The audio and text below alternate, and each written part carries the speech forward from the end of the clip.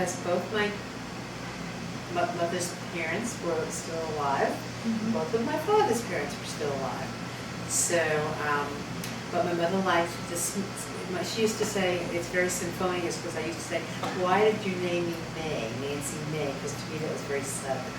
And she said, because it just was very smooth, and she liked the way it sounded. And that's all I know about where my name came from. And did you have a nickname when you were growing up? He doesn't want me to lie. I had two older brothers, and they used to pick on me all the time because I was the baby. So unfortunately, my nickname was Duffy, which stood for dumb, ugly, fat, foolish youngster. And that's how I grew up with that little name tag. But my brothers had equally bad names too.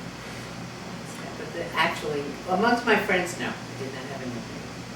I was just Nancy. And what do your family members call you now? Nancy. Nanny. Honey. Mom. Where were you born and when? In New York City. But do I have to tell the truth about my age? Because my children think I'm 36. Yes. I was born in 1943, April 18th, 1943. And what countries did your ancestors come from? Russia. Stuttgart, Germany. And the way I understand it, my grandmother's, on my mother's side, name was Annie Levine. Epstein, where did I get Levine from? Annie, I just found out about this today. I did not know this information before. Annie Epstein, my grandfather's name was Harry Frost. And when he came over through Ellis Island, they changed his name to Schlossberg. And Annie, of course, when they got married, was Schlossberg too. And my father's last name, of course, is Landauer, and his parents came from Stuttgart, Germany.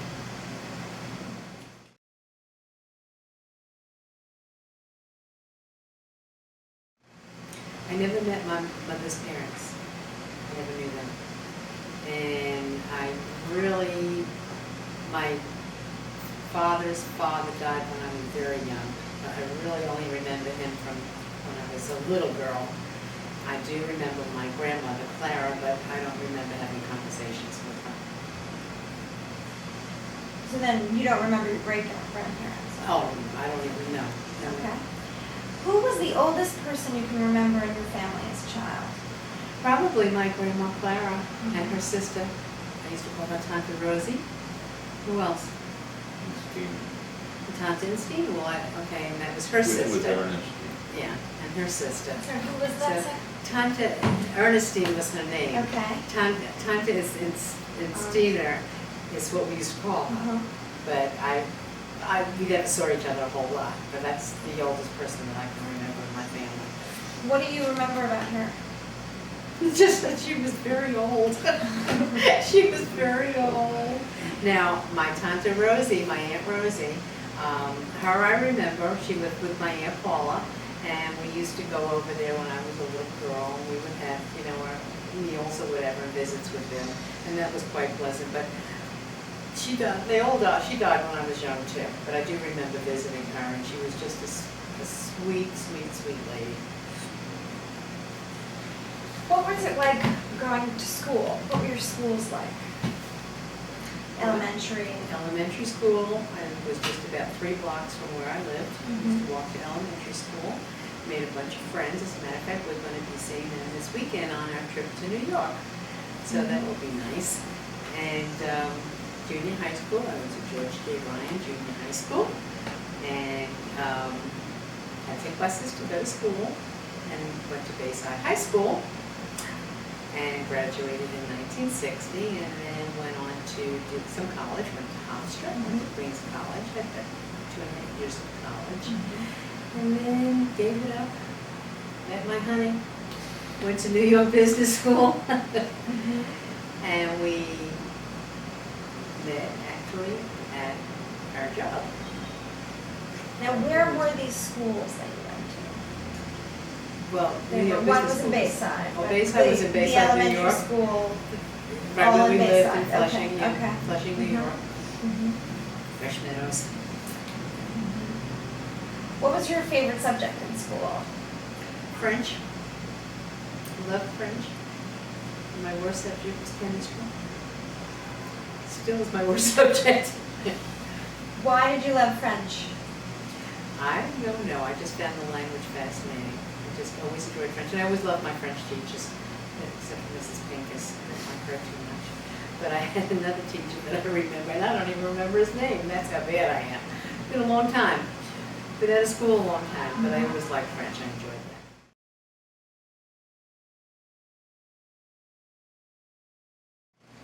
My full name is Mark Minton. Let me spell that for the camera and for anybody who Thank you. happens to be watching. It's M-I-N-T-O-N, Jacob. And why were you named Mark Minton Jacob? I don't think you have enough tape in your machine. My dad named me for his mom, Minnie. My first name, Mark, was for Minnie. My middle name, Minton, was for Minnie. My dad worshipped his mom, and factually, she's buried in Maspeth somewhere in Queens, and she's got a grave blanket that says, "Brilliance extinguished too soon," which I always found fascinating. I haven't seen it in many years since my child. But I was named for my grandmother Minnie. And so was I have a cousin, Marcia, who was the daughter of my father's brother, who also worshipped his mom. Marcia was named for Minnie. That's how my name came about. My mom said, I've been ashamed and embarrassed about Minton being my middle name until I hit my 60s. And I said, you know what, I'm too old to be embarrassed about anything. So I started using it, and my mom told me when I'd say to her when I was a kid, why did you name me Minton? Everybody has names like, Gerald, Stephen, Fred, David. And she'd say, there's a very famous Supreme Court judge in New York named Judge Minton, and that's where we got the name from. So, What was your nickname growing up? Red Red. or Carrot Top, depending on my brother liked to call me Schmuck. And what are your family members calling you now? Dad, Uncle Mark, I have a lot of nieces and nephews. I call you Mark. Pop, Fred calls me Pop, Nancy calls me Marky. Where were you born and when? I was born in Jewish Memorial Hospital in Manhattan, December 22nd, 1939. And what countries did your ancestors come from? Okay. My mom came from a shtetl in the province of Kiev called Kremenchuk. My dad, and she came here when she was about 6 months old. My dad came from a harbor town, a city, actually quite a large city in Poland called Lodz, and that's spelled L-O-D-Z. It sounds different than the way it's spelled. And that's where they came.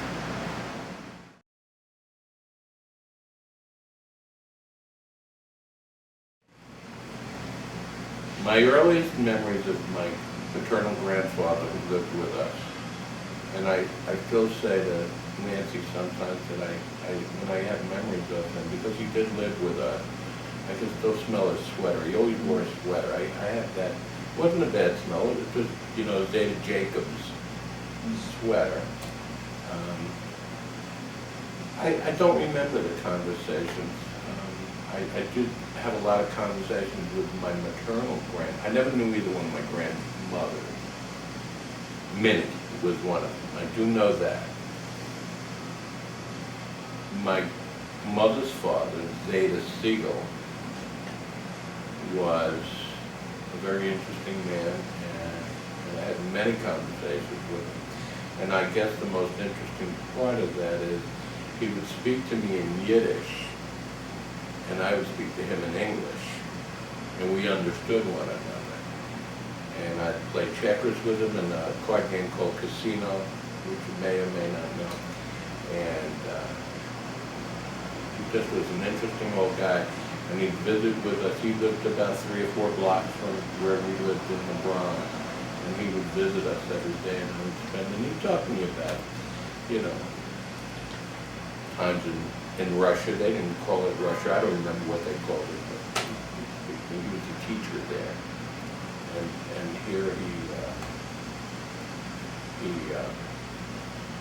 he was retired by that time, but he had become a diamond trader, and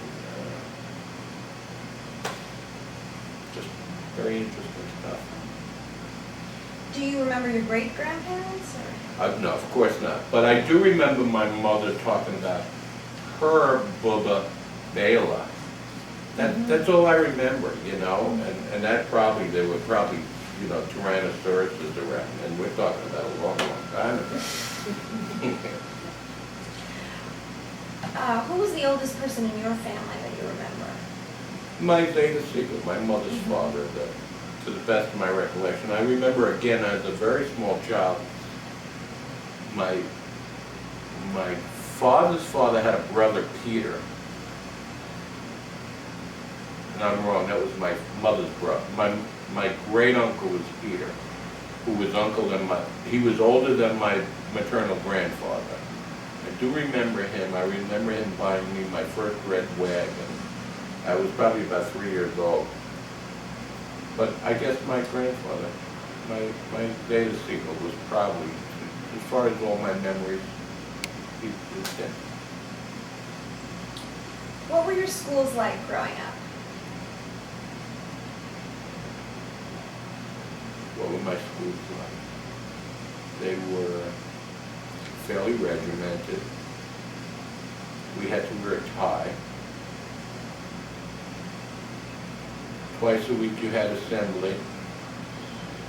You had to wear a white shirt and a blue tie for assembly. Or your Cub Scout uniform, if you were a member or so inclined to be a member of that organization. The girls had to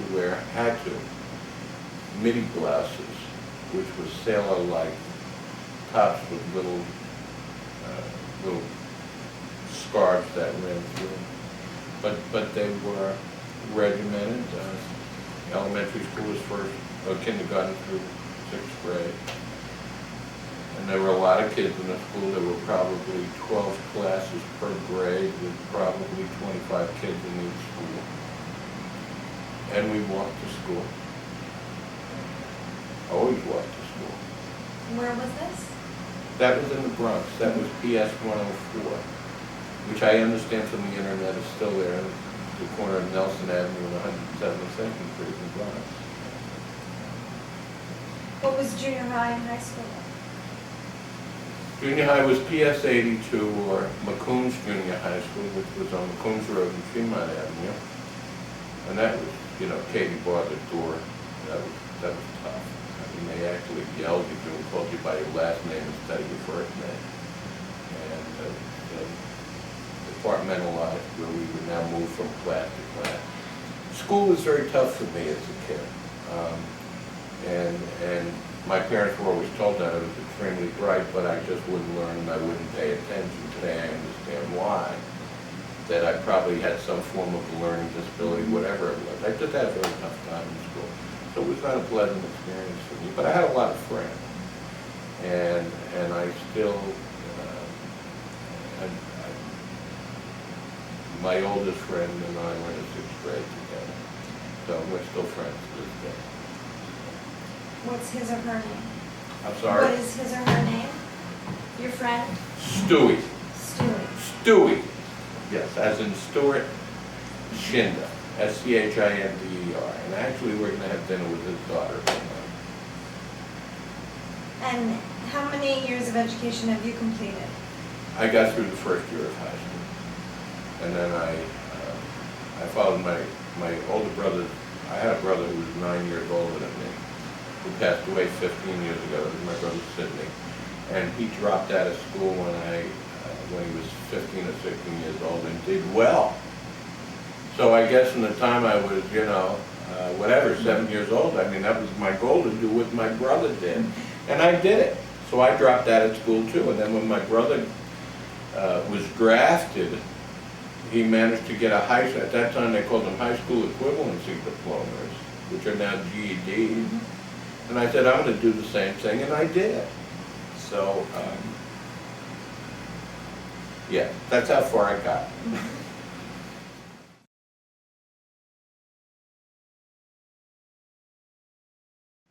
How did you meet your husband?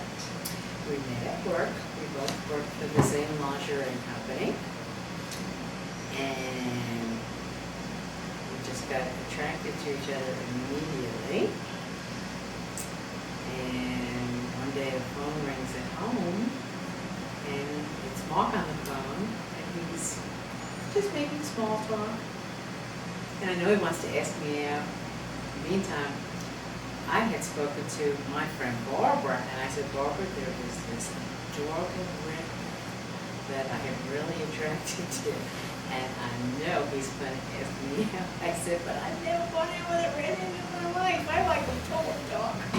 I said, do you think I should go after him? And she said, well, if you really like him, what do you go for? Well, I get this phone call from this guy over here, and he's talking and making small talk, and he says to me, are you going to fast for the holiday? And I said, yeah. He said, okay, you want to go out? He had to make sure I was Jewish. And it was just before the Jewish holiday. So that's how we had our first date. Our first date was on September 3rd, aging me, 63 was our first date. And after our first date, we had several more, and then after a few weeks, we knew that was it. We weren't ever seeing anybody else again. Wow. Except for us. What is your memory of that experience? Here's the deal. For those who will be watching this who are not of the Jewish faith, you will understand that my generation, assimilation was a major issue. A major issue. You did not date girls outside of your religion. It's just the way it was. Unless you wanted to come home and have to physically pull your mother's head out of the oven. And I did not want to go through that. So I went to work for this firm called United Mills, which was a lingerie firm, like Nancy explained. And there weren't a whole lot of Jewish folks working there. But there was this hot, the word that comes to mind, olive-skinned, gorgeous thing working there that I was immediately attracted to, and boy, she could work that switchboard. That's the old-fashioned switchboard with the plugs, and she was flying with that thing, and I watched her around that office. This is the most competent woman I've ever seen in my life. I was just, and I'm sure I didn't say competent, a woman at the time. She was a girl. She was like 20. And I'm very impressed. And I was there as a sales trainee or something like that. And I was just fatal attraction, really was. But I was really concerned about the fact that she might not be Jewish. Did you think she was Italian? I thought she was Italian. I thought she was an Italian This was girl. very dark. It was dark. This was very dark. Her skin was very dark. She used to do a lot of rage, a lot of stuff. And so I did call her. I remember making small talk with her by the elevator one day and trying to get a feel for what her background was, and I really didn't get very far. And I called her up and I said something to the effect of, are you going to feast or fast for the holiday? Oh no, I fast every year, and then I get dressed up and I parade in front of the temple with my new clothes. This is the girl for me. Here we go. So that's the way it went down. And after our first or second day, I had no interest in meeting anybody else. I knew this was it. I really did.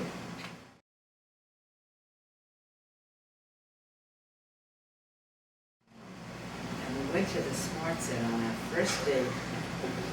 That was an interesting. That was the name, it was the name of the nightclub out on the island, Long Beach. in Long Beach. And I don't know whether I had a few drinks or if he leaned across the table and gave me the best kiss of my life.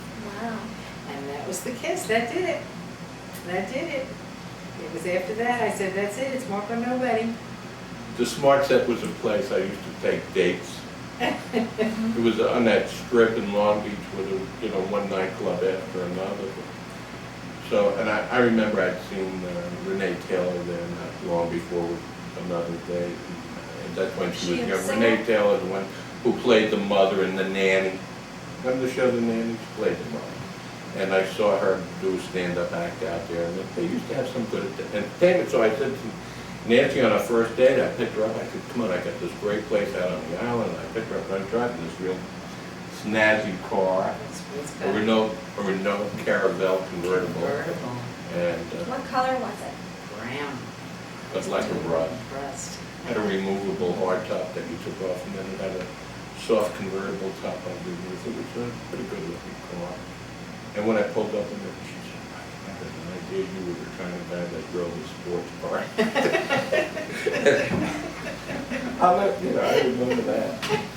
And we go to this nightclub, the Smart Set, and the way you used to do it is you get a setup on a table, meaning they bring you a half a bottle or something and then a couple of glasses and with all the fixins. The fixins being the club soda or tonic water.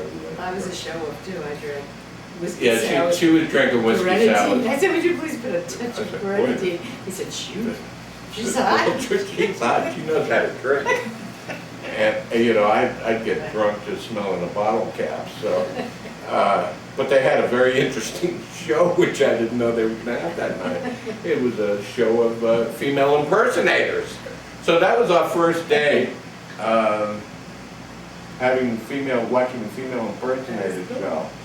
A long, passionate kiss that lasted 3 days over the table, and realizing that night that was who I really wanted to be with, and we just enjoyed being with one another. I still do. I like her. I'm gonna hang out with her some more. Do you remember what you were wearing that night? I have absolutely no idea. Do you remember what I was wearing? Oh, what was I wearing? You were wearing a red dress, Ooh. a red shantung. No, I didn't get dressed up like that, did I? Yeah, you did. Wow. You wore a I red must dress. have really liked you. Either that happened or it's a fantasy I had. I wore a red You wore a red shantung dress and you came down dress. and you You know, I were think I gorgeous, remember dark that dress. skin, dark skin. I think I remember Your that red dress and your red lips. Wow. I remember So what that. happened the next day at work after the date? He quit. He Yeah. said, I can't I work quit with a that." couple of weeks later. You were sitting at your desk and I was Wow. going like that. Well, yeah, a work story. So I was sitting at my desk. Now he felt like he really knew me, said he could be a comedian. And I was secretary to the president of the company. And I'm sitting at my desk and I'm on this really important call with a banker. I'll never forget, I don't know what I was doing, but I was on the phone with a banker. And he walks in the room and he smiles and he blacked out his teeth. And he walked in the room and here I am on this very important phone call. Well, I just absolutely fell on the floor, you know. We couldn't be serious after that in the Yeah. same office.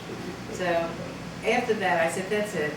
He ended I'm up not sure if I quit or got fired. I might have gotten fired. I had a habit Look of for a doing job. that. Another I had job. a habit of doing my own thing, So it's possible I would let go. Yeah. But the guy who introduced us was a guy, and he should not go unmentioned in it. But for a man named Marty Hankins, we would not be here today. And he's the one who hired me and introduced me to Nancy, and I'm sure, he was probably then in his 50s, so either if he's alive, he's probably 147 years old today. let him rest in peace. He's the one who introduced us to him. Just colleague to colleague. He said, Mark, I want to introduce you to Nancy Landau. She is the hottest thing. She did that. And she is just the woman you need to meet. And I met her and I completely taken. Now, how long did you date before you got married? 14 years. No, I made it. I think about a year and a half. We got, let's see, we met in September and got married the following October. So 13 months. We got engaged in January of that year.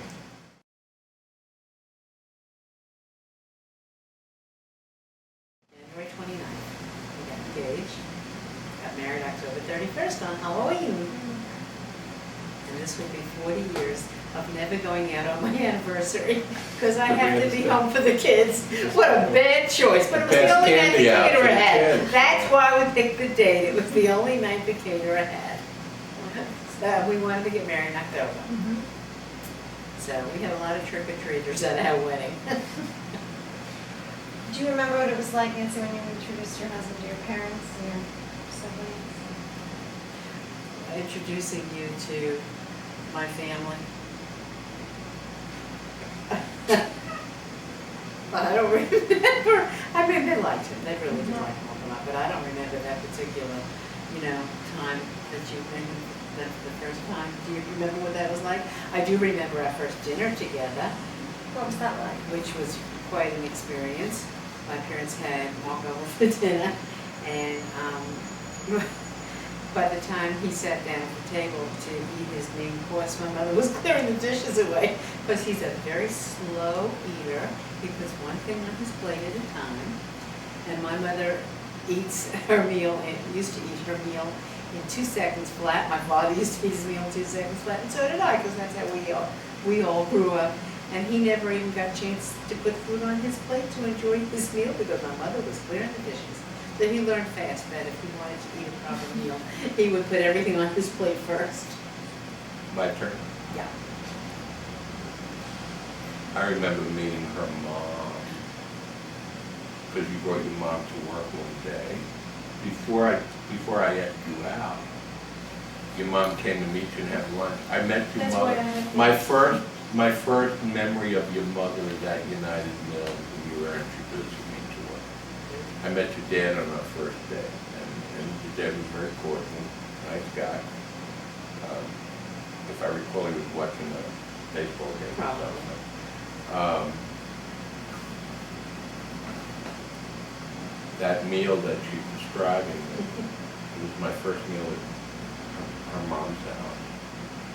And a brother, Bob, and his wife Ruth, who had just had Karen. That was when I met them at that meal, because Karen was born like 3 weeks after our first day. Karen is now 40 years old and then some. That's right. We're at that dinner.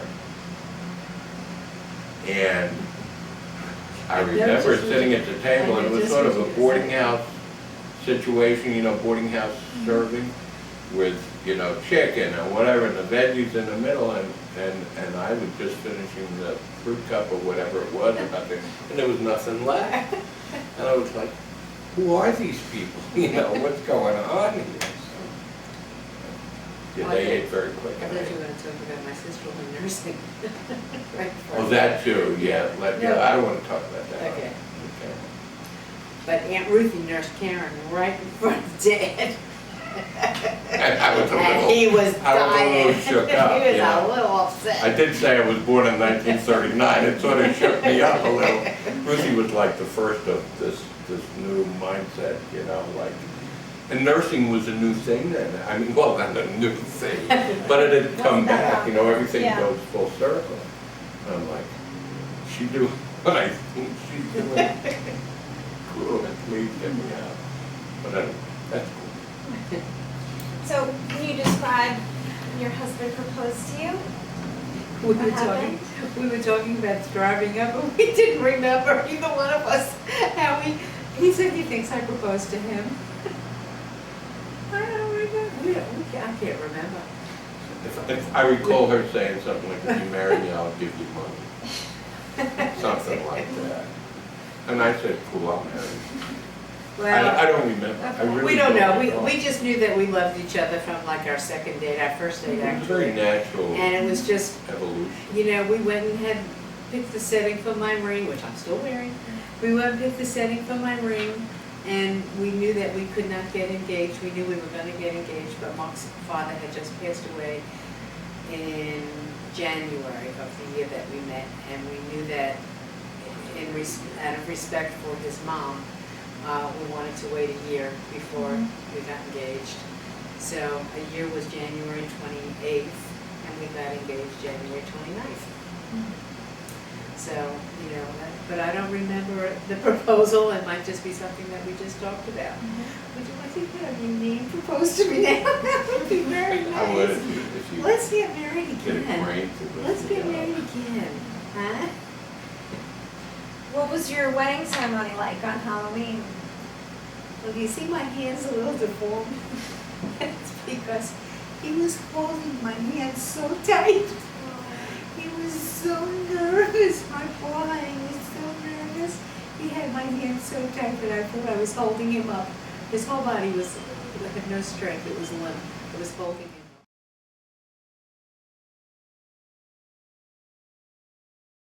Yeah, it's true, but our ceremony was a beautiful ceremony. Did you have a huppah?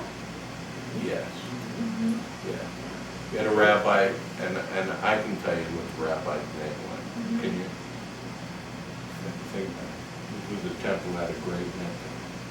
Reformed, you know. Name was Rabbi Levin. I remember that. If you reminds me. And he just did the ceremony was, I think it took a week and a half. It was very long. I do remember that. I remember my heart pounding loud, It's how I could hear it. and I'm like, okay, we're here, let's get the show on the road, you know, let's get this thing over with. We had a good time at our wedding. The ceremony was nice.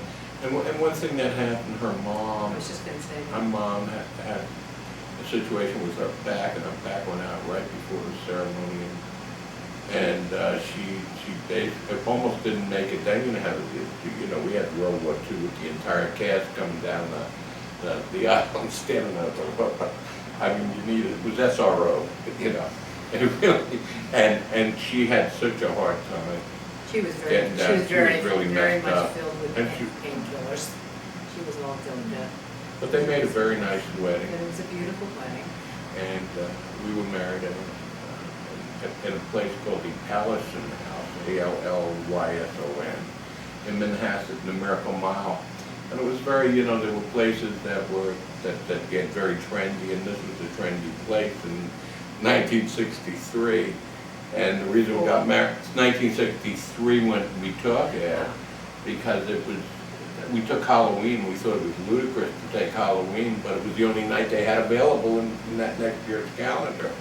And we said, let's jump on it, you know. We said, after all, you know, it's not like we were going to go out trick or treat that night. So we had a nice wedding. We had fun. How many people were at the wedding? What, we had about 150 people? I think about 150 people. Yeah. It was really nice. What was your It was a dress fun like? wedding. My dress was gorgeous. It was really gorgeous. As a matter of fact, I just tried to try it on recently and I couldn't get my arm in the sleeve. I think we've put a little weight on since the wedding, over 40 years. I'm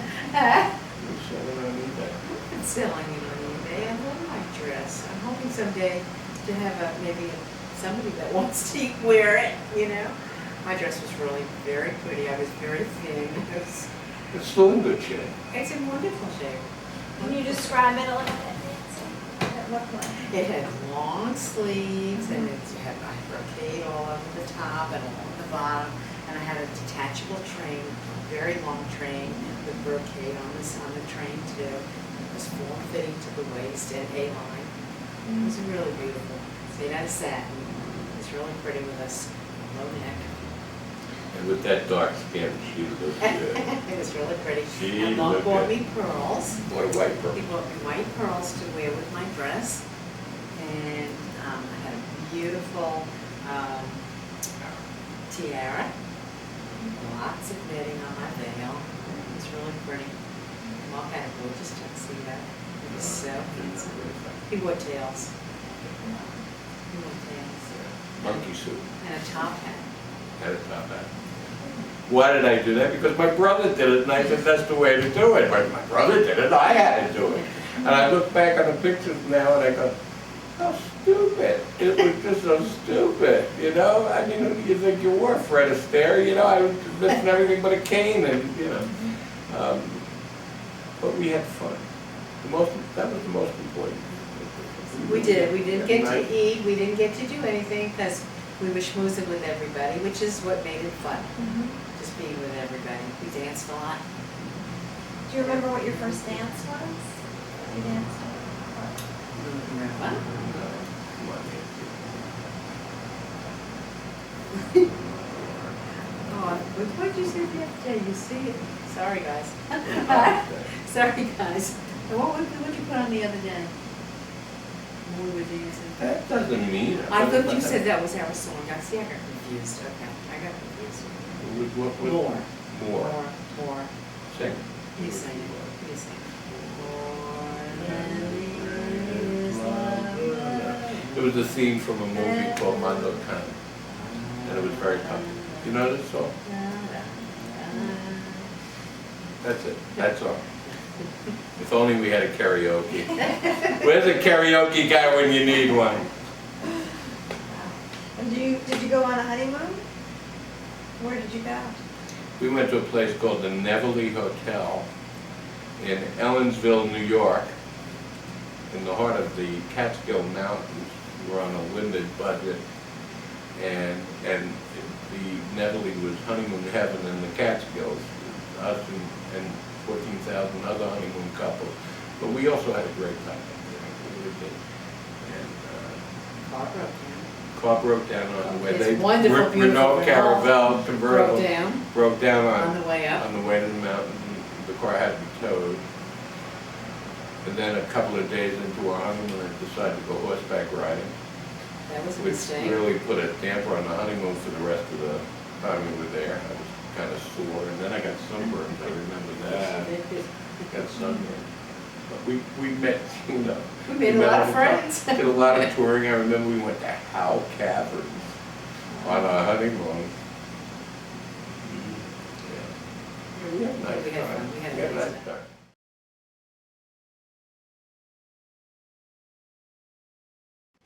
Well, when we first got married, we moved to New Jersey. Edmund Avenue in Fort Lee, New Jersey. And we lived there for 6 months, and then we moved to Flushing, New York, where we lived for 9 years, the next 9 years.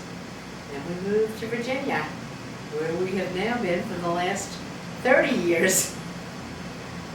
So, I mean, basically, we've had three houses in Virginia. We rented for the first year, and then we purchased our first house, and now we still own that, but we've moved to another house in York County. So this has been our, I guess Virginia's now our home. Why did you decide to move to Virginia? Job opportunity, and his mom's brother had come down to Virginia to pursue, a career. And Mark followed him. They had and Mark's mother lived with his brother and sister-in-law. So we decided to follow them. It was time to get out of New York and to have a change. In the Jacob tradition, I was very attached to my mother. It's a Jacob thing. Very attached to my mom. And she lived with my brother, who took advantage of this job opportunity in Lynchburg, Virginia. So I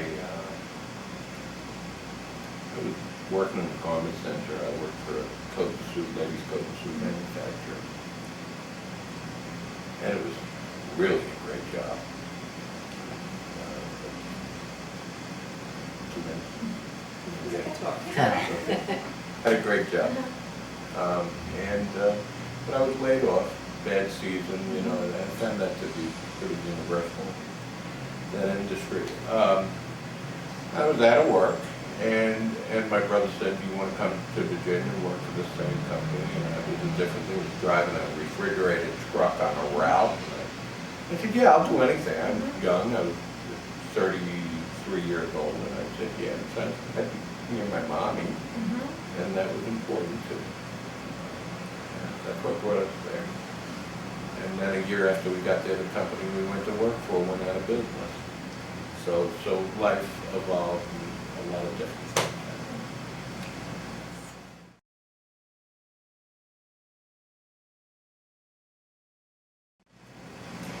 How did the two of you find out that you were going to be a parent for the first time?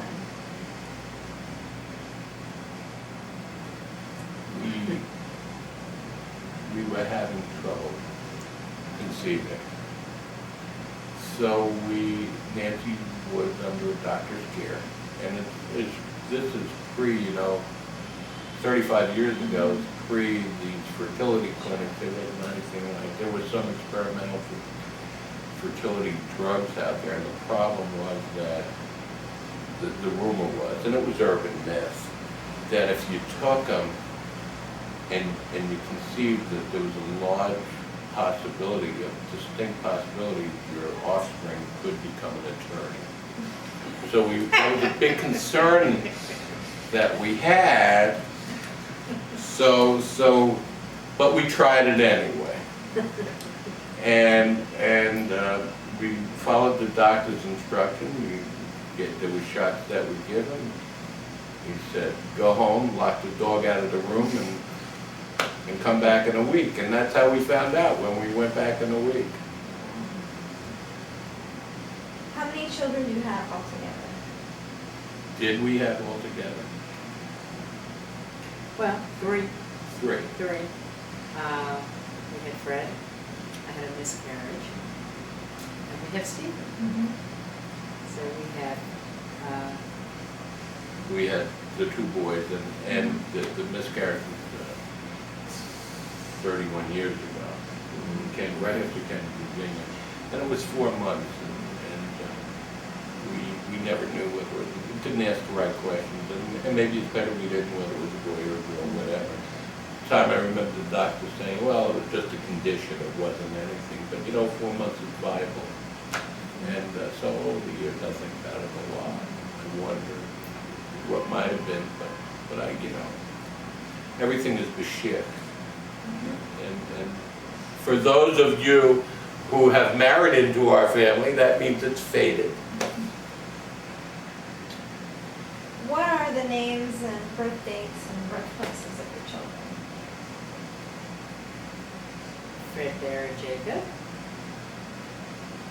May 1st, 1969, and he was born at Booth Memorial Hospital in Flushing, New York, at 1:05 p.m. Weighing in, I'm not going to remember all this stuff, let me think. Stephen, well, we're going to try and remember his birth weight. Oh, you want birth weight I think too? he was 7'12", and he was 21 inches long, I think. Stephen was born May 23rd, 1978, in Richmond Memorial Hospital. Let's see, he was 7 pounds 8 ounces, and I think he was 19.5 inches long. Do you remember anything that your children did when they were small that really amazed you? I'm gonna let Mark tell this one. When Fred was 2 years old, he was able to read. I know it sounds crazy. He was able to read. He could read the TV guide. And it just amazed me. He could tell you what was on, when it was on, and what the program was about. twice a day, we'd set him in the playpen in front of Sesame Street. It was the year Sesame Street was introduced. So he knew how to read. So now we moved to Virginia, and he's in kindergarten. And you know, they don't expect kids to read in Virginia until they're, you know, post-secondary. So we get a call from the school, and they tell us, do you know that Fred's able to read? Well, yeah, we knew that. Well, we don't have any programs available to supplement that. So we met with him, but the interesting thing was that he was asked to narrate either the first or second grade play when he was in kindergarten, because he was the only one in the kindergarten, first or second grade, who was actually able to read from a thing. Stephen, on the other hand, every minute of his being awake was amazing. He was an amazing person. He was amazing when he got lost at J.C. Penney's. When he was 2 years old and disappeared, and they had to call the police to find him. But I'll tell you where he was, right in front of my eye, in the clothes room, Oh, goodness. sleeping. He'd In the gotten middle out of of the his coat carriage. lounge. Mhm. Mhm. Stephen was amazing. Can we be R-rated here? Sure, absolutely. Stephen was amazing when he was in the stroller at 16 or 18 months, and we went to visit the Norfolk Zoo with our closest friends and their daughter, and their daughter was pushing this stroller, and Fred went to push the stroller, and Stephen turned and said, "Get your hands off the stroller, you son of a bitch." Maybe he was 2 years old. Stephen,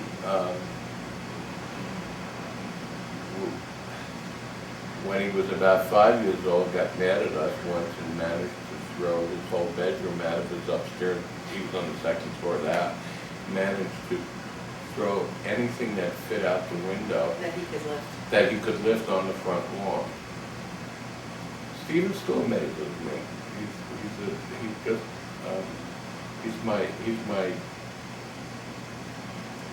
He's a wonderful young man. He's good. He is very interesting. That's all I can say. He still amazes me every single day.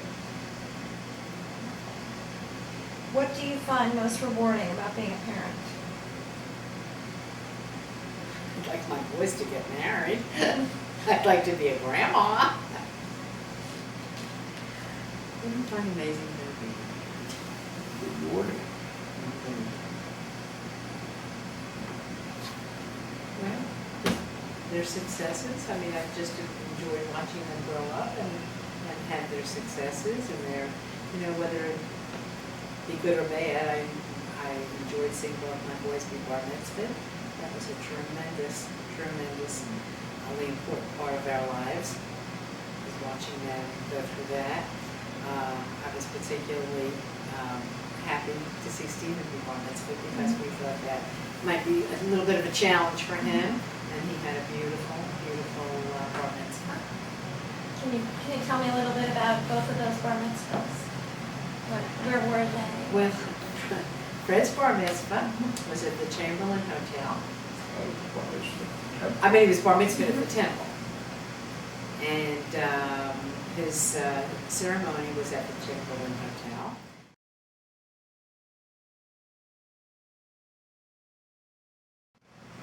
We had a great party, and we had the Army Rock Band as the band. Well, that was a good gig for them, and I mean, and I remember saying to the guy when I interviewed him for the job, after all, we are in southeastern Virginia, I said, do you know how to do Hava Nagala? He said, no, but we can do Proud Mary. So I was really, that did it, that clinched the job, But they did Hava Nagala, and they did it well, and we had a good time. And a couple of very interesting things happened. Fred's friends were really a great bunch of kids, but one of them had a wild hair up his butt and decided to lead the others when everybody was up dancing and pouring the drinks that were left on the table into an empty soda bottle. So by the end of the evening, all of Fred's friends were in the lobby vomiting all over themselves, and I had to make excuses to parents as to why I allowed their kids to get drunk at my kid's bar mitzvah party.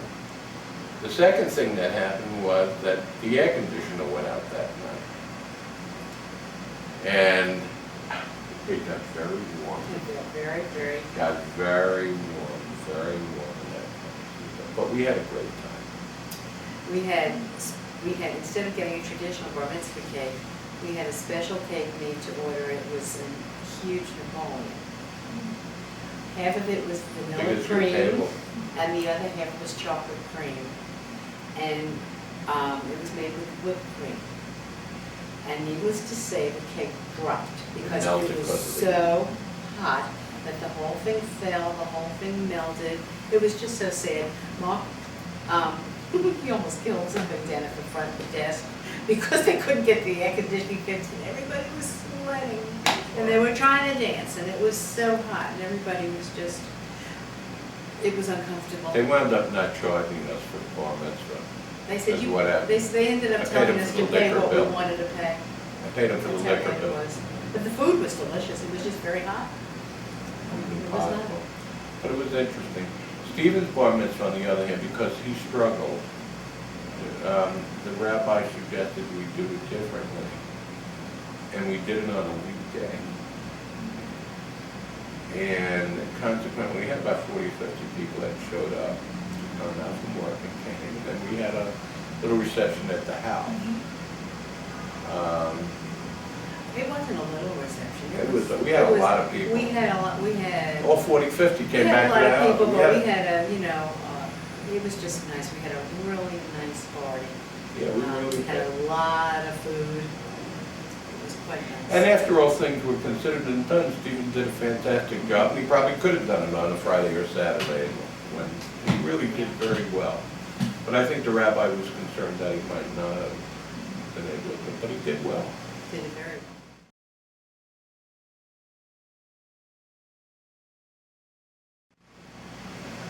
Nancy, how would you describe your husband?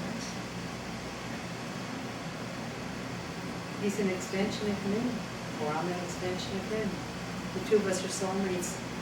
He's got a wonderful mind. He's got a wonderful sense of humor. He's got a gift of gab. He loves to speak.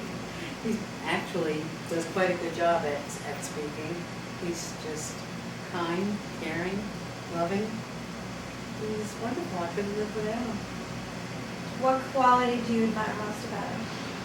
Probably his brilliance. He's absolutely brilliant.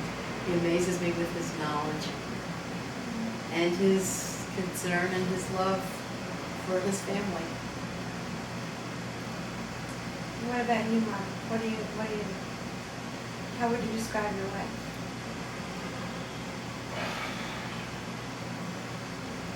Nancy's an enigma. All at once, she's in her own way. What? Well, you are. You puzzle me. And she always does. She's so wise about so many things. I really believe this. And I don't mean this in a bad way, Uncle Mark. Fred knows what that means. She's almost like a witch, if you will, with some things. She knows things that are going to happen before they happen. And she's my advisor, my consigliere, if you will. She's my best friend. She's me. She really is me. She's an extension of me. I'm an extension of her. I learned a lot about myself I think, we talked earlier and I said, you know, my life has been an amazing educational experience.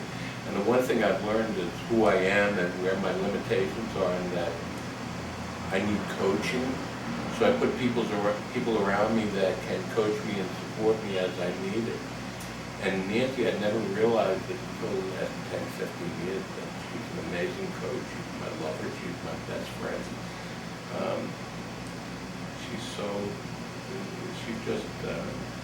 She's my best fan club, and I'm hers, I guess. And I could not imagine my life without her. And I still live for his jokes. The same Yeah, ones. my best After audience. 40 years of his My best audience.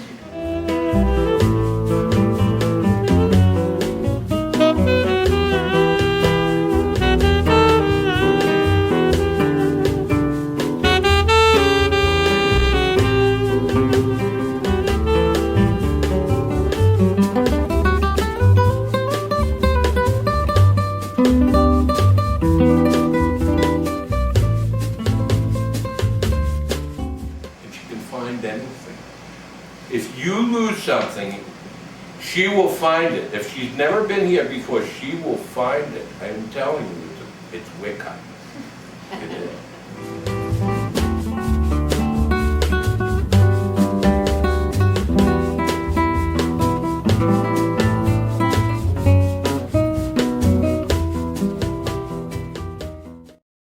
Fred, what is your earliest memory of your parents?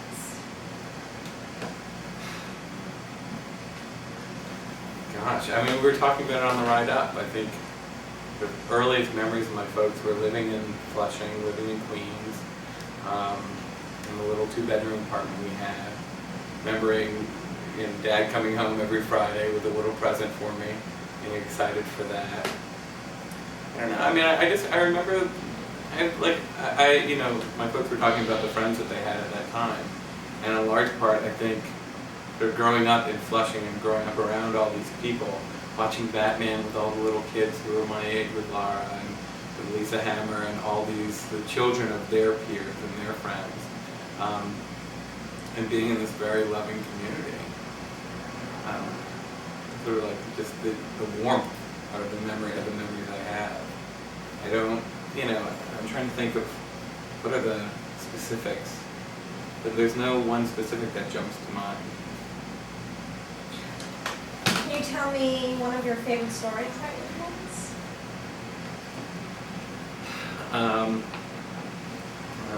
When I snap a peek at your questions, the one that pops to mind, thinking about what wonderful protective parents they were, is when I was in 2nd grade. What? Oh, yeah. When I was in 2nd grade, towards the end of the year, there's an award ceremony every year, and I guess, you know, I had always thought I was very good at school, and I was expected to get, you know, a good award for academic achievement. In 2nd grade, for whatever reason, I didn't get along with my teacher. I don't remember what the story was, but I expected to win an award, and I didn't at the big award ceremony, and I was devastated. And it broke my heart. And obviously they knew it. Obviously they knew how disappointed I was. And when I came home, there was an award that they had made up for me that they called the Jacob Best Son Award.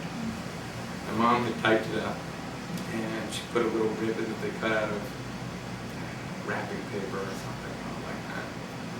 And, you know, it was as good as any award I would have received from the school. And that's the award that I still have. I don't know where the school awards were. I don't know where the one that I got in 1st grade or 3rd grade. But that one I know exactly where it is. And that's really the one that I should have up in my office right now. So, it's just always, you know, my folks were talking about the holidays, and it's always sort of the wonderful comfort food of, you know, the brisket or the bomb matzo balls that, you know, will drop through the floor the way that I've grown to like them. You know, just on a regular visit, we'll eat whatever's there, whether we order pizza or we bring in Chinese, because usually I'll get there Friday, it's too late, so it's just easy enough to bring in whatever's there. I mean, that's sort of I mean, I guess that's one of the special things about it, that there doesn't have to be anything special about it. It's whatever's there. It's just going home. You know, you don't need to make a big deal when you're home. You don't need to plan activities. It doesn't need to be a programmed weekend, you know. Just being there and doing nothing is enough. It's sort of the comfort of being with those you love. And that's, you know, sort of that's what happens at home. How do you feel that your parents have influenced your career choices? I think we were joking today about the old joke. I think at one point when I was very into religious school and Hebrew school and stuff when I was in high school, I joked with Dad. I said, you know, maybe I should be a rabbi. And of course he gave me the "that's no job for a nice Jewish boy" line. You know, it was. They always, I think, insisted that I strive, that I do. Well, I don't know. I mean, Dad always said, and I think Mom and Dad always said, that regardless of what I did, whether it was, you know, a doctor or a lawyer or a garbage man, as long as I was happy, they would be happy with me, and that's what was most important. I mean, I think Dad still would have been happiest if I had become a genetic scientist, but I do think I always grew up believing that what was most important was that I was happy, and I think that I ended up in a career in public service is in a lot of ways a direct result of how the values that they instilled in me. You know, I didn't pick a career because I thought I could make lots of money at it. I didn't want to get into big business or finance. I got into a career and ended up in a place that I felt like I could help people and make some sort of difference in people's lives. And I think that's a direct result of the values that Mom and Dad instilled, that it was about helping people and about sort of connecting to your community and the people around you and doing something that isn't just about the bucks. So I don't think money was ever really important in my family. I don't think that was ever what motivated us. So, I mean, I think, I think it's sort of, I don't know, I'm going from one subject to another, but one of the things I was thinking about as we started talking was how some people spend all their time in their job, and some people spend all their time focused on their career and career satisfaction. And I just don't think that was ever the case at home. And I think one of the things that I've learned, or one of the things that the values that I picked up was how important it is to be happy with who you are, and how important it is to be happy with your family and your friends. And you know, your career is secondary. Your careers come and go. And it's important to like what you do, and it's important to be happy during the day. But at the same time, it's more important to be able to go home and be with people you love, and be with your family, and be with your friends, and that more than anything else, that's what should motivate you. So, you know, to the extent it influenced my career choices, I think it's sort of demonstrated both that I need to do something of value, but at the same time, that my job can't run my life, that my family and my friends and your personal relationships are really what's most important. I mean, that's coworkers. You know, your coworkers aren't going to be there for you when you're sick all the time. It's your friends who are going to be there for you when you're sick. Your family. Is there anything else you want to add about your parents?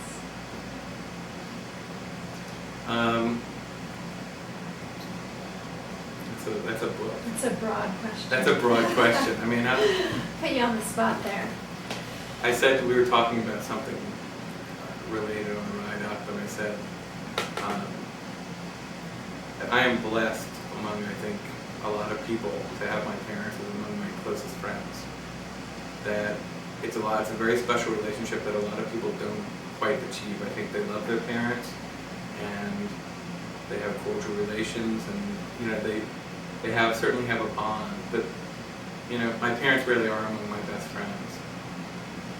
And They are the models for so much of how I have structured my life and so much of what I want out of life. I mean, you read Stephen's quote, and I think I feel the same way, that if I can have half of the happiness they've had together, I'll be an extremely wealthy person. Basically, I said I'm very blessed that I've had very good relationships with my folks. And, I mean, along those lines, when I was in high school, all my friends that couldn't stand being around their parents, that couldn't stand, and I guess this is something that didn't come up and it's worth mentioning. All my friends, they couldn't stand being around their folks. They always wanted to go, to be away, go out every night, never come home, blah, blah.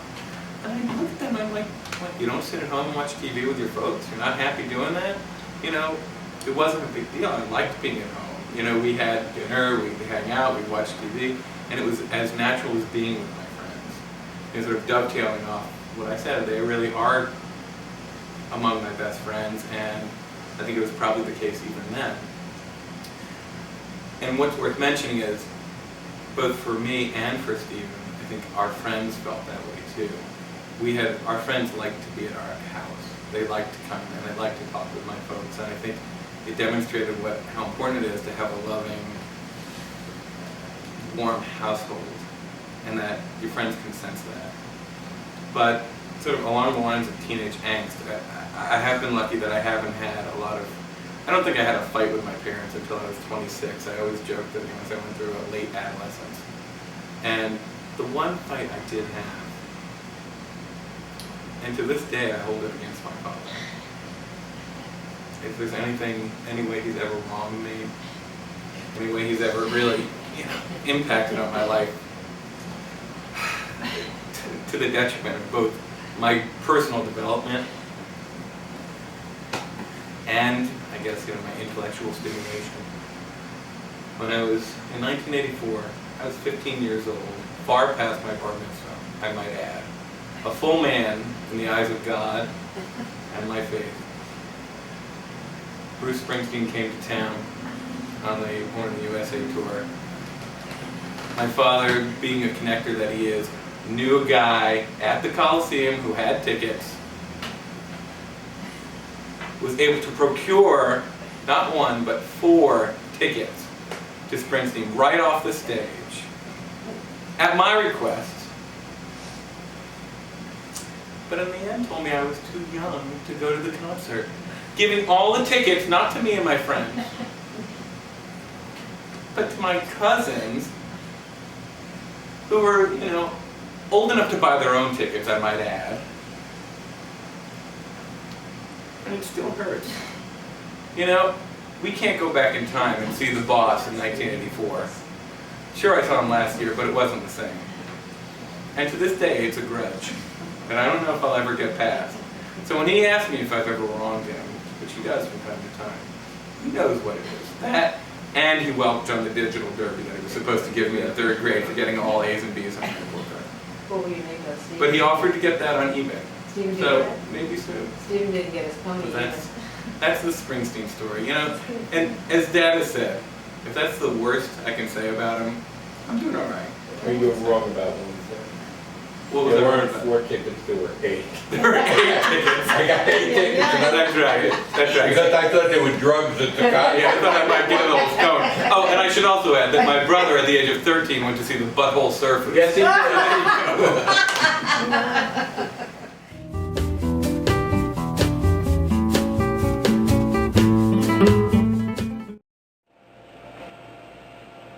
Hi, my name is Stephen Jacob, and I'm doing a recorded interview for my parents' 40th wedding anniversary. I have a list of questions that I'm going to read, and I'll start with the question and then I'll answer them, and we'll see how it goes.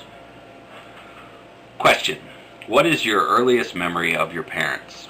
Well, I really don't know if I have any early memories. I have stories and things that I've heard that have happened in the past, so we'll start with them. One would be J.C. Penney. I think everybody will know what I'm talking about. When I was younger, I was shopping with my mama, and I decided that I was going to hide and try and make my mom scared. So I hid myself in a clothes rack, and I ended up falling asleep.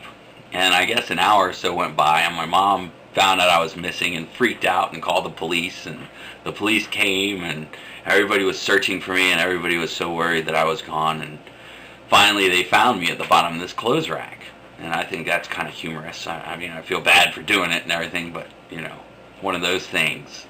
Another one would be at the zoo. I believe we went to the Norfolk Zoo when I was younger. It was me and my brother and my mom and my dad, and Laura and Allison, maybe Harriet and Dave were there, and I believe Laura and Allison were pushing me in my stroller, and my brother decided that it was his turn, so he came over and he was trying to push me, and I looked up out of my stroller in the middle of a big crowd and was like, "Get the fuck away from me, you son of a bitch!" And everybody just kind of was so shocked and amazed, and a little kid in a carriage said something like that. And that's kind of funny, I think. Another story would be maybe baseball. I remember playing a lot of years of baseball when I was younger, and my mom and dad were always there. And I had one thing where I was in the All-Star game and I hit a home run and won the game, and everybody was cheering for me, and I remember that pretty well. But I guess those are some of my youngest memories. Number 2, how have they influenced you? I guess, mostly with my parents, I noticed that they're always willing to help somebody out, especially with PATA and everything that they're doing there. So I guess that's rubbed off on me, like trying to be a better person and, helping people out. I think maybe I do it a little differently, like, maybe I'll pick up somebody who's walking or something like that, or, give somebody a ride somewhere if they need it. But it rubbed off on me, I can tell. Just the way I grew up and things I do, I can tell are a big part of it. What memories make you smile of them? Okay, one thing I gotta say is that mom and dad have a pretty good sense of humor for old people, which is pretty impressive. I mean, a lot of people that you see nowadays don't really smile or laugh that much, and I know that they really have a good sense of humor. One of the things that they do is, like, sometimes my dad will do something, and my mom won't understand why he did it, but when my mom reminds him of what he did, it's all of a sudden her fault. Like a good example recently, this was pretty funny. There was an envelope that was sitting on the desk, and in the envelope was my dad's certificate of, completion of a class or something like that he had gotten. And there was something wrong with the curtain or the telephone wire that had fallen down, and he took the envelope and folded it in 4 and tried to stick it up there to get the wire to stay, and had no idea that it was his certificate. So my mom found it and found out what he did, and then we were riding in the car, and my mom was like, "You know what you did? You took your certificate and you folded it, and it's all crushed and bent out of shape now." And my dad responded with, "Why would you do that?" It just really made me laugh. I thought that was really funny. But, okay, talk about PATA. PATA was started because of me. I think my dad figured out that there was something wrong with me and had me looked at by a couple doctors for my attention span. And since then, he started an organization for kids who have ADD, and he, they had a few members way back when, and now it's really built up. They run bingo every weekend, and they do a lot, for the kids in the community. And I think that's pretty important, and it makes me happy that I'm the one who started that. So that's good. But I congratulate him. I mean, that impresses me that he did something like that. What would you like to say to them on their 40th anniversary? Well, I guess congratulations. Nowadays with everybody and everything, and you hear 50-60% divorce rate, and y'all made it. It's pretty impressive. I just hope that, when I get older and I get married, I can do the same thing. Because I see so many single moms or single dads with kids who, don't really know their mother and father, and I think it's sad. And I don't want that to happen to me. But, right on. Good job.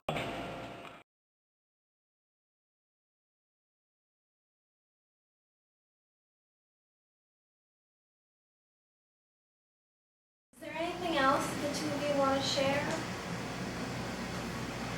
Can I talk about my sister, my sister-in-law? Of course.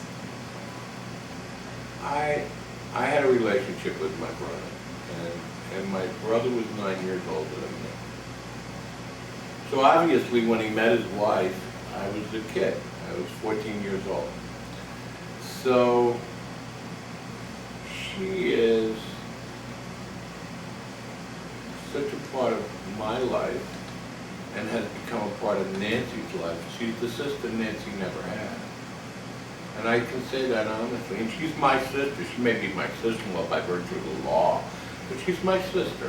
There's no doubt. I call her my sister. And she's there for us. She is always, no matter what. Nancy has had some she broke a hip a couple of years ago, and that was a recuperative period. And then 2 years ago, you had knee replacement surgery. And Jewel, my sister-in-law Jewel. She deserves this K for kindness. She is Because just she great. took care of me My- for 6 weeks. My kids love her. Fred helped her, he came to tell me during my niece. She has 3 children, He's a one. and she has 2 daughters who, well, the boy, her son is very far away in Wichita, and he's moving even further away. And he's not a boy anymore, he's 48 years old, 47 years old. So we don't get to see him a lot, but her daughters, one lives in Williamsburg with her husband and son, who is 10 years old. Well, for all, even though I'm his great uncle, his name is Sidney, he's named for my brother. I'm like his grandpa, I really am, and I'm very close and I love him. And my nieces, my 2 nieces are like, they're our family. They really are. So when we talk about the holidays, and we talk about our life, they are an essential and integral part of our existence. They really are.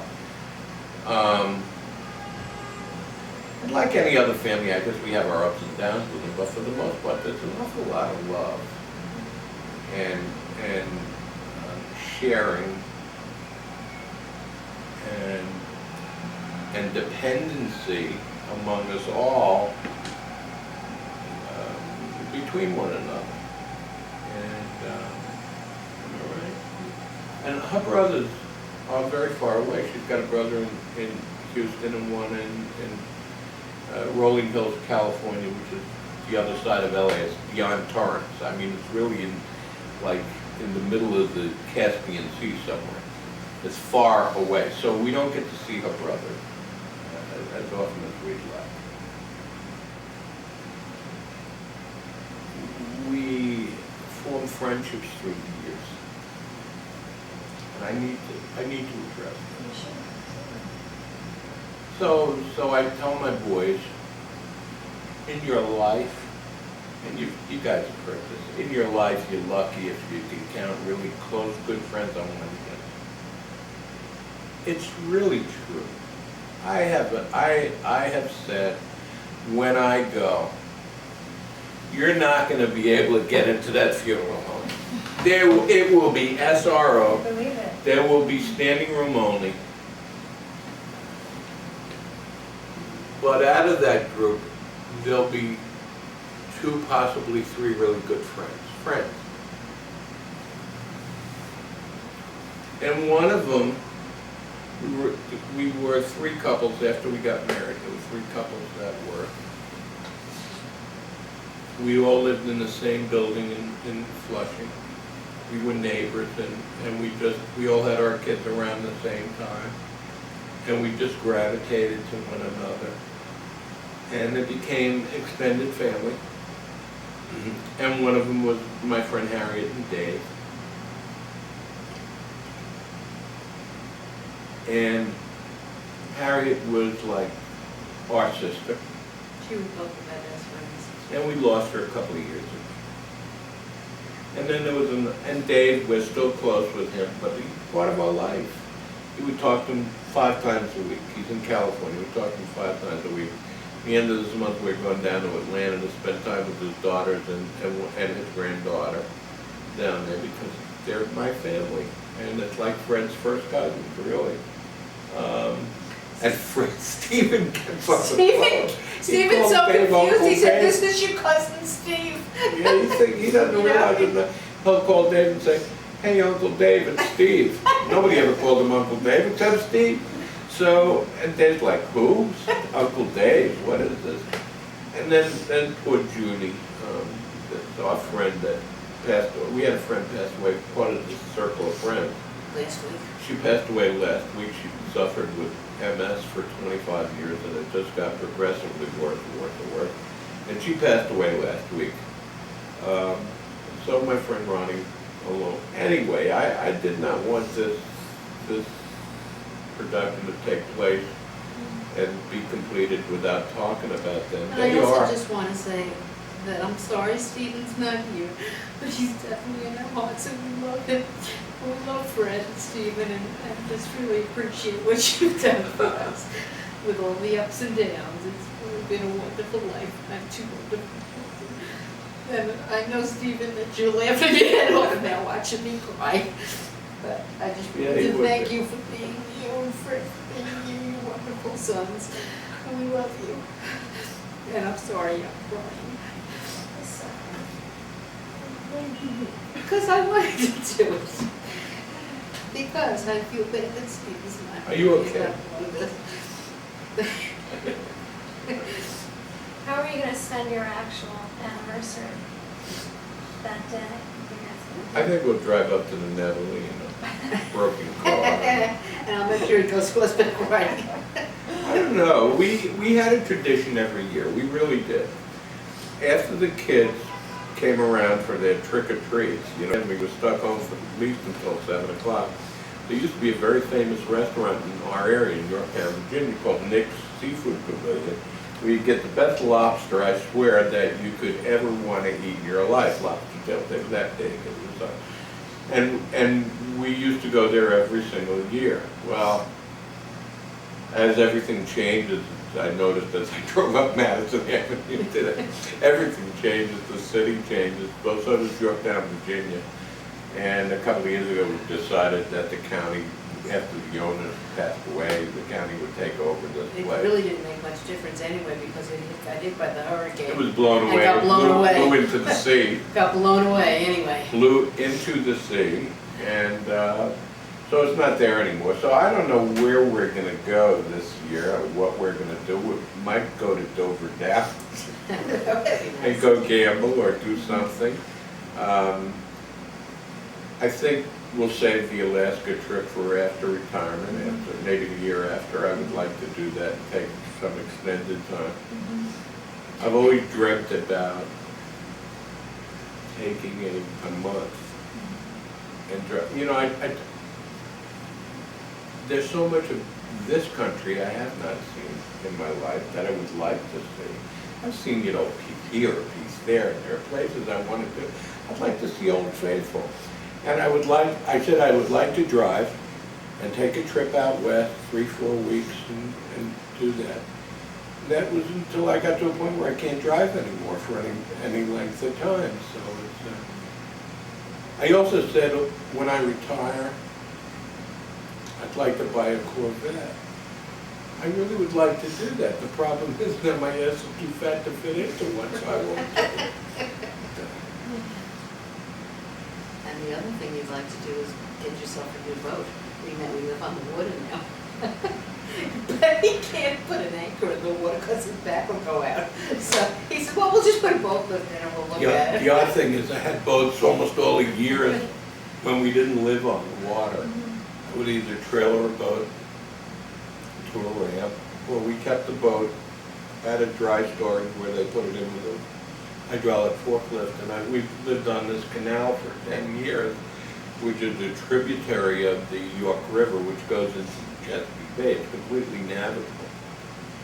So the best I ever did was a little John boat, a 14-foot John boat that somehow got torn up. I think when Stephen tried to bring it in one day on the rocks. Boats don't float on rock, So I haven't had a boat since, but maybe. I don't know. I might take flying lessons. That's the one thing that he's always wanted to do that he hasn't done. I might do that. I don't know. We'll take each day one day at a time. I might go hustle hairspray to beauty parlors. I don't know. Thank you so much. Thank you. Thank you. Do we do good work? You were fabulous.